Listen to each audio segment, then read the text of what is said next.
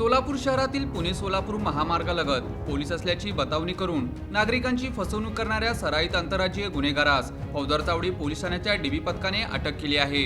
आरोपीकडून 35 gram सोन्याचे दागिने हस्तगत करण्यात आले असून या कारवाईमुळे अशा स्वरूपाचे 4 गुन्हे उघडकीस आले आहेत। पुणे सोलापूर महामार्गावरील गागोबा मंदिर परिसरात 2 दुचाकीवरून आलेल्या अनोळखी इसमांनी फिर्यादीस अडवून आपण पोलीस असल्याची बतावणी केली। नागरिकांचा विश्वास संपादन करत हात चालाकीने फिर्यादीच्या हातातील 2 सोन्याच्या अंगठ्या व गळ्यातील सोन्याची चैन असा एकूण 35 ग्रॅम सोन्याचे दागिने चोरी करून आरोपी दुचाकीवरून पलायन झाले होते। या प्रकरणी फौजदार चावडी पोलीस ठाण्यात गुन्हा दाखल करण्यात आला होता।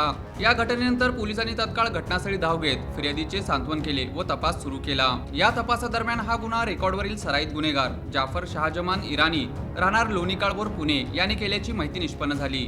सदर आरोपी सप्टेंबर 2025 मध्ये गंभीर गुन्हेगारी पार्श्वभूमीमुळे 2 वर्षासाठी तडीपार करण्यात आला होता।